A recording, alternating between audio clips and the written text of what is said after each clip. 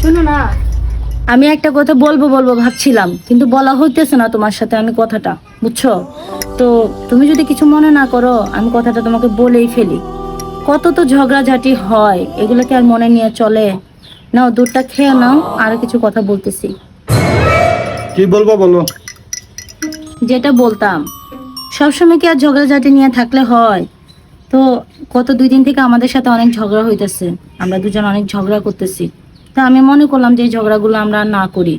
বাংলাদেশে দেখো অনেক মারামারি, অনেক কাটাকাটি স্বামী স্ত্রীদের মধ্যে হয়। আজকে ফেসবুকে দেখছি জামাইরে স্বামী মারছে, স্বামীরে জামাই মারছে। আমার এগুলো দেখে অনেক খারাপ লাগছে। তো আমি একটা ভুল সিদ্ধান্ত নিয়ে ফেলছিলাম তোমার সাথে ঝগড়া করে, সেটার মীমাংসাটা তোমার সাথে করতে আসছি। তুমি প্লিজ রাগ করো না। আচ্ছা যাই হোক, আমি অনেক খুশি হয়েছি তুমি যে তোমার ভুলটা বুঝতে পারছো। কিন্তু ঝগড়াটা তো আমি করি না, ঝগড়া তো শুরুটাই করো তুমি। কি বললা তুমি?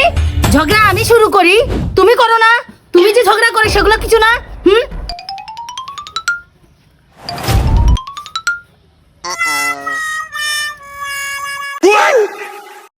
哎呦我的妈！